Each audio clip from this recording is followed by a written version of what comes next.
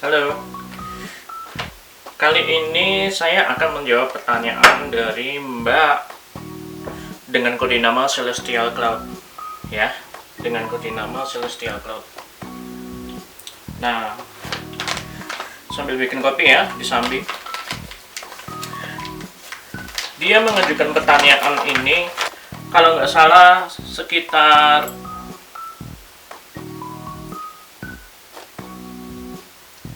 pertengahan pandemik ya.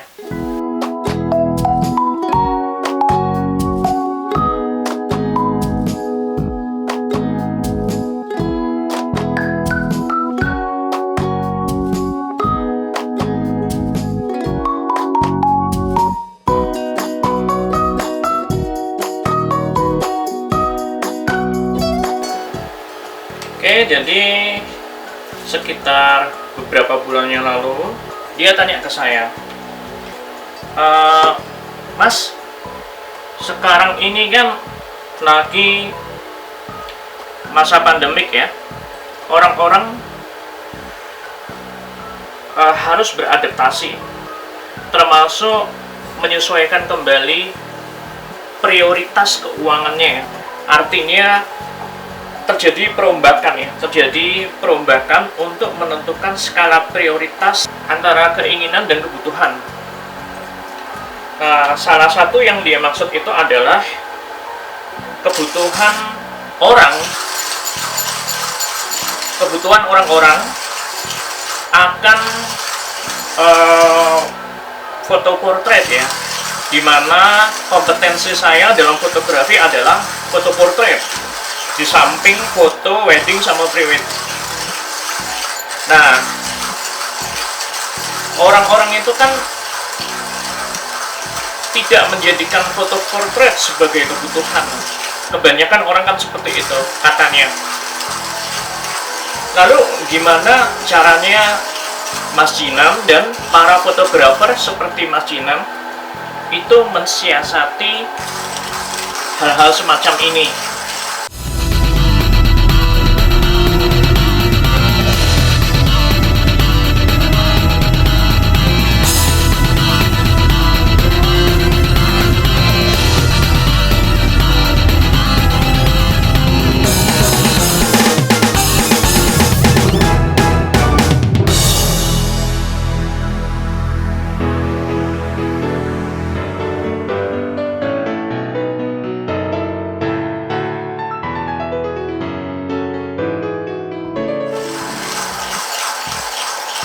Nah, kalau saya jawabannya gampang sih.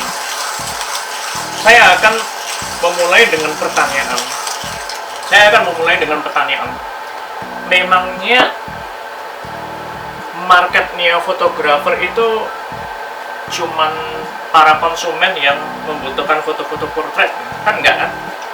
Semenjak dulu saya selalu bilang ke teman-teman saya, ke para klien saya, bahwa saya ini fotografer profesional. Artinya jasa saya dipertukarkan dengan uang. Apapun itu yang berhubungan dengan profesi dan kemampuan saya dipertukarkan dengan uang. Jadi saya tidak membatasi diri saya secara pribadi ya, tidak membatasi diri saya mempelajari ranah-ranah jenis fotografi yang lain selain foto pre-wed, wedding, dan foto portrait. Jadi karena saya tidak membatasi itu, saya membuka diri untuk memperoleh peluang-peluang dari segala sisi. Banyak jenis fotografi lain yang saya suka dan saya perdalam. Jadi nggak hanya foto portrait, misalnya foto landscape ya. Foto landscape ini kan agak-agak sifatnya agak abstrak sekali, agak abstrak ya. Kenapa saya katakan abstrak ya? Karena nggak semua orang menyukai foto landscape, nggak semua orang mengapresiasi secara positif keindahan-keindahan yang ada di balik foto-foto landscape. foto landscape, foto nature gitu.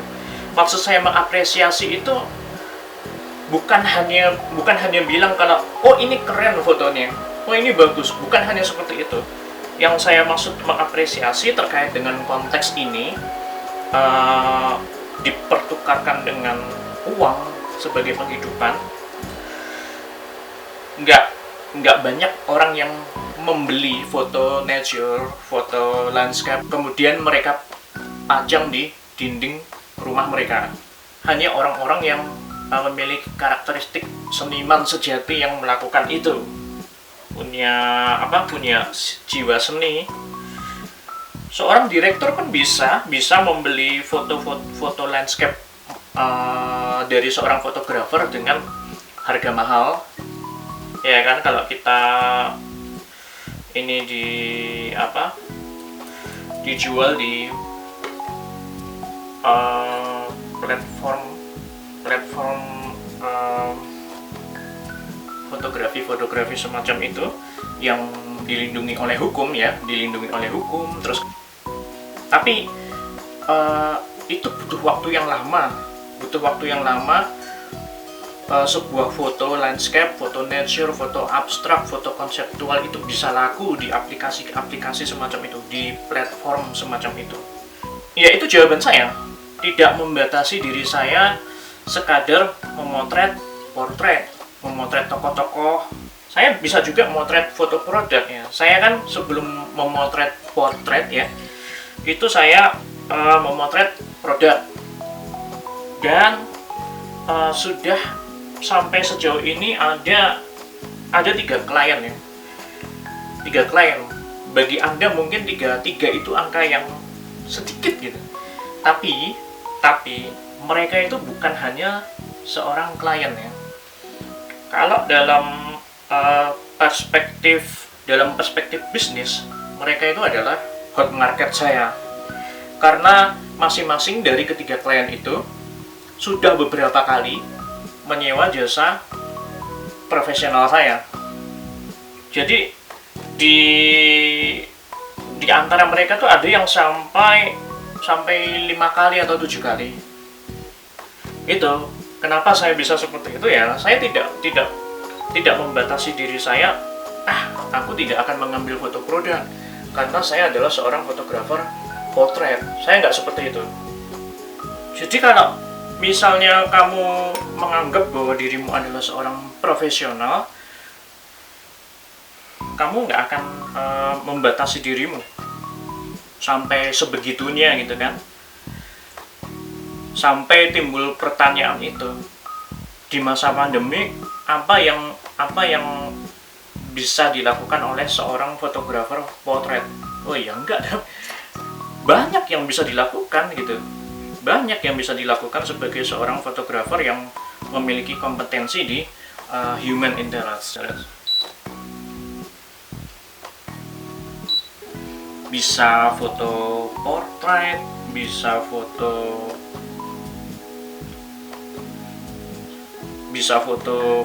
wedding, bisa foto pre-wed, bisa foto kegiatan reuni komunitas, itu ada. Waktu itu saya sempat oleh sebuah komunitas. Waktu itu jasa saya disewa oleh sebuah komunitas ya. Saya menghandle video dan fotografi. Itu gede banget memang karena project dari pemerintah.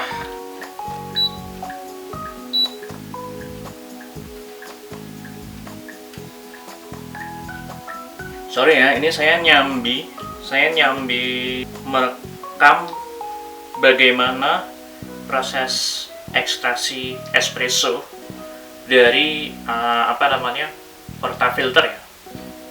Portafilter. Jadi saya menggunakan HP untuk merekam aliran espresso yang jatuh dari portafilter ya. Ketika kita berpikir bahwa kita ini menjalankan bisnis fotografi, jangan lupa bahwa selalu ada kata bisnis di depan fotografi. Maka dari situ kita berpikir bahwa yang namanya bisnis itu tidak hanya berbicara bagaimana kita menopang satu meja hanya dengan satu kaki. Analoginya sama seperti sebuah meja ya. Meja itu nggak akan bisa berdiri hanya dengan satu kaki. Dia bisa berdiri dengan 4 kaki. Jangan sampai hanya ada satu kaki. Nanti kalau misalnya ada apa-apa, jatuh. Tapi kalau misalnya terjadi sesuatu dan kamu memiliki 4 kaki, gitu, meja dengan 4 kaki, itu nggak akan goyah. Meja dengan 4 kaki, minimal meja dengan 3 kaki, itu nggak akan mudah goyah. Nah, seperti itulah bagaimana kita memikirkan tentang uang, gitu kan, memikirkan tentang perekonomian kita masing-masing.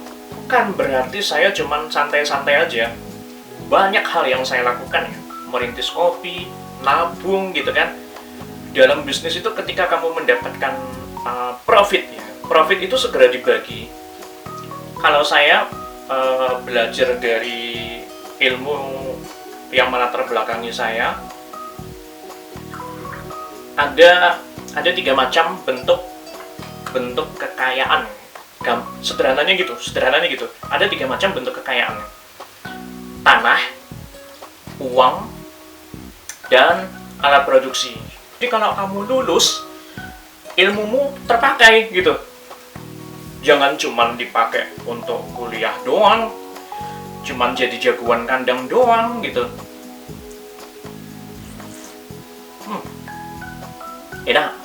Tahun yang lalu itu ada 3 klien, masing-masing di waktu yang berbeda. Mereka itu ceritanya meng-hire jasa saya, jasa fotografi, untuk memotret proses melahirkan mereka. Wow, 3 pengalaman yang menurut saya betul-betul baru gitu. Tapi saya nggak upload, iyalah, karena saya udah punya perjanjian dengan beberapa klien ya, perjanjian di atas hitam putih secara pro. Ini bukan persoalan apa-apa ya, ini semata-mata soal attitude-nya. Jadi saya memiliki kontrak-kontrak yang memang saya buat dan hanya saya keluarkan ketika saya membutuhkan itu. Ada video wedding ya, video wedding cuman saya tampilkan cuplikan-cuplikannya, tapi itu tidak saya upload di medsos karena memang sudah ada perjanjian. Sekali lagi, memang sudah ada perjanjian antara saya sama klien untuk tidak mengupload itu. Saya hanya mengupload dalam bentuk cuplikan-cuplikan. Sisanya itu adalah properti dari klien. Nah, pertanyaan saya itu adalah gini, mereka kan tahu saya itu terbiasanya memotret pre-wed, memotret wedding, memotret portrait, memotret produk gitu ya.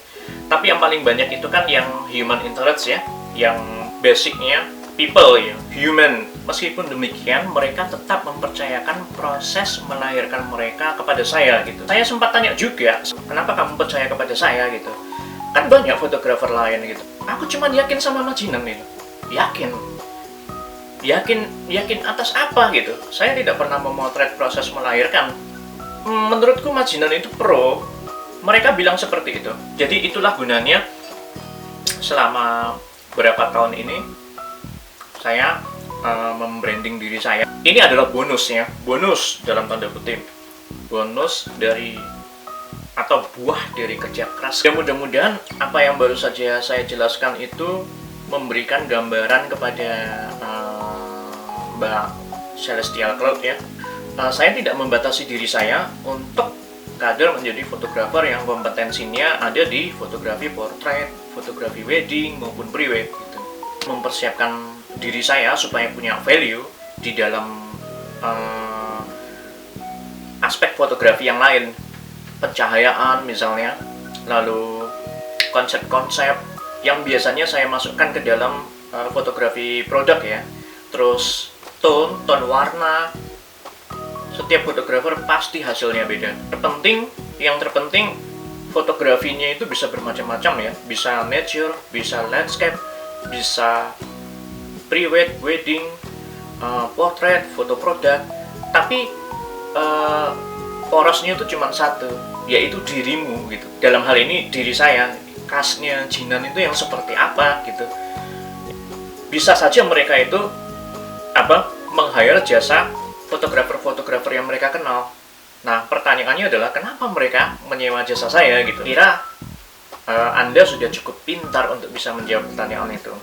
Tiap fotografer itu hebat karena mereka berusaha memenuhi tugas mereka masing-masing, itu udah hebat gitu. Jadi ya itulah, seorang fotografer yang paham betul tentang market secara fundamental, maka dia tidak akan terlalu memusingkan persoalan ketika pandemik, wah aku harus motret apa ya. Jauh sebelum pandemik terjadi aja, saya sudah punya jalur-jalur yang saya ciptakan di dalam visi dan imajinasi saya gitu kan, bahwa nanti saya akan ke arah landscape, bisa ke arah fotografi nature bisa, terus kemudian saya bisa ke arah fotografi fashion bisa, saya bisa ke arah fotografi produk itu bisa juga gitu. Jadi menjadi seorang fotografer itu nggak hanya bicara tentang skill kamu ketika memotret, skill kamu ketika ngedit foto, tapi juga berbicara tentang bagaimana manajemen bisnis kamu. Ya kurang lebih gitu. Itu yang saya lakukan ya. Itu bagaimana saya mensiasati apa yang terjadi ketika pandemik mewabah ya. Sekian, sampai jumpa ya.